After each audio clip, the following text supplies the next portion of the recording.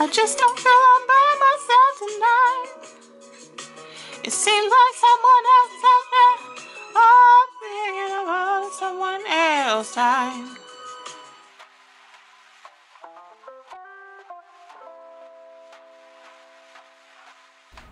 Hi everyone, it's me, J. Whitney Art, or Jessica. You're more than welcome to call me.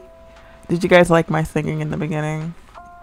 This whole video is literally just me songbirding it up really loud into a camera. So I took all the audio out because copyright and all. I hope that beginning bit is not going to get any kind of a strike. Anyways, so quick flip through days 1 through 8. And I did this sketch while I was at the library earlier today, so I didn't get any of it on film.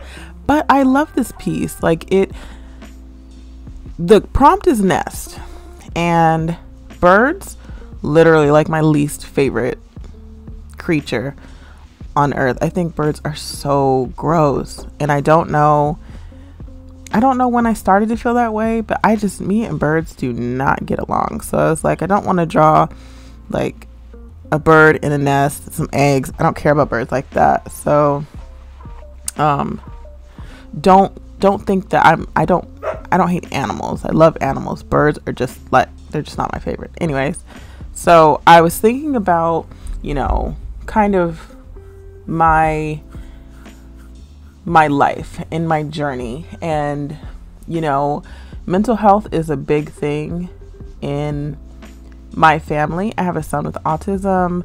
I've suffered with depression in the past, and I just kind of thought about, what it looks like when sometimes you get so depressed that you don't have it in you to really care for yourself. And a lot of times if I'm in a depressed mood, I don't take very great care of my hair. So having afro textured hair, it gets a little out of sorts when I don't care for it the way that I do, in a way that keeps it healthy, that keeps it, kind of presentable. Not to say that afro hair has to look a certain way to be presentable, but there's a difference, when you don't do, like daily maintenance, and you don't have great hygiene and stuff like that. So I just kind of wanted to embody something like that, kind of where you don't even know what's going on, with your hair, because your mental health is just not in a good way. So I hope that you can kind of see where I'm going with that. And I don't mean to be offensive in any way, shape, or form, but this is just my outlook on kind of what depression looks like sometimes, and how it affects you physically, and how you can kind of, more that if you see someone on the street that's, maybe unkept, we don't have to go directly to shaming them. And if you can offer help, you probably should. You never really know what anyone is going through, and that's kind of the message here, that just to have kindness and be sensitive to people and kind of what they're going through that they don't necessarily talk about. So that's the motivation for this piece. I hope that you can see that. I hope that you enjoy that.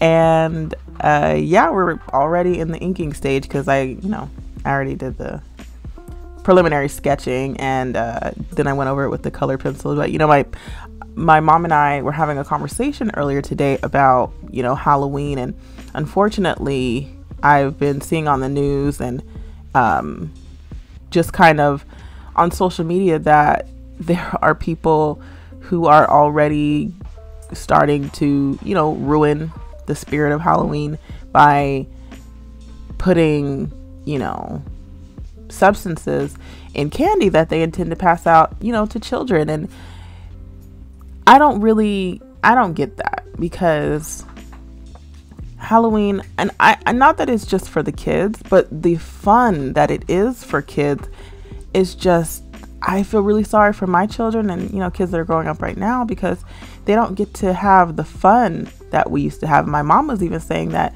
even my sister and I, who grew up in the 90s, we didn't get to have the fun that they had, because they would have full-blown block parties for Halloween, and you'd hang out with your neighbors, have parties. They do like bobbing for apples, which I don't think I would want to do that, but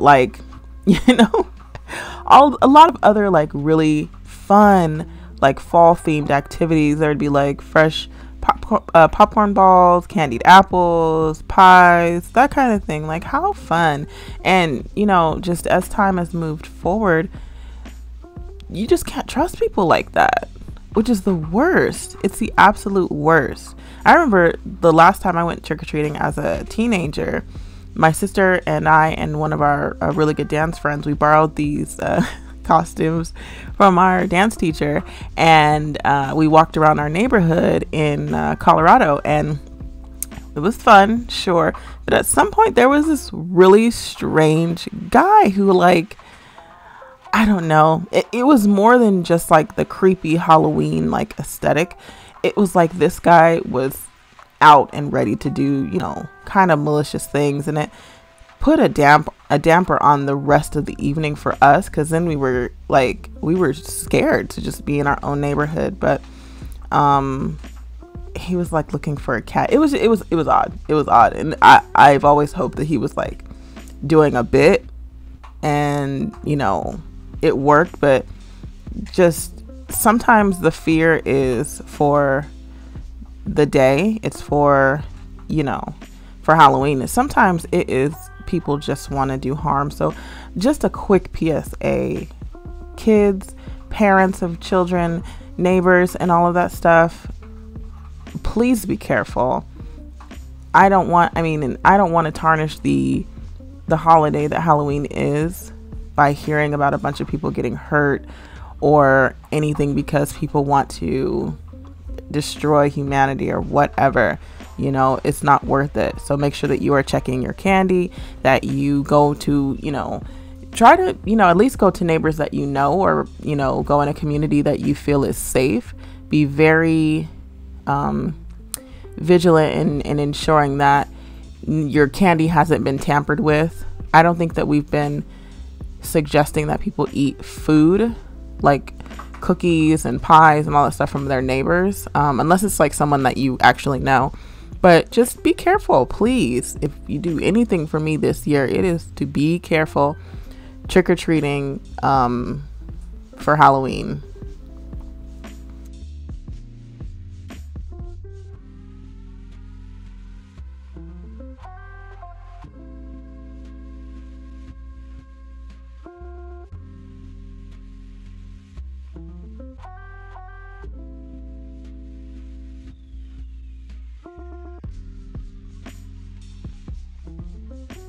Okay, since we're reaching the end of this video, to be on a lighter note, I want to know what you guys are planning for Halloween. Are you wearing costumes? Are you doing a cosplay? Like horror makeup? Are you staying at home? You got, you know, warm jammies? Want to watch some movies on that evening? Someone left a comment on one of my videos a few days ago asking, or no, they were just letting me know that, you know, watching my Inktober video reminded them that they needed to start working on their costume.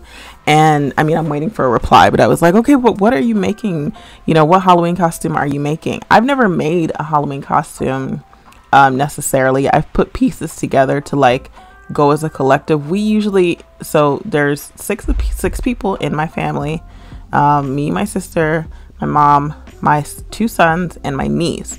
So we try to do like a family theme. So we've done Star Wars, we've done Black Panther, we did Teen Titans last year. We always try to do like a collaborative dressing up, which is, it's just so much fun, you know.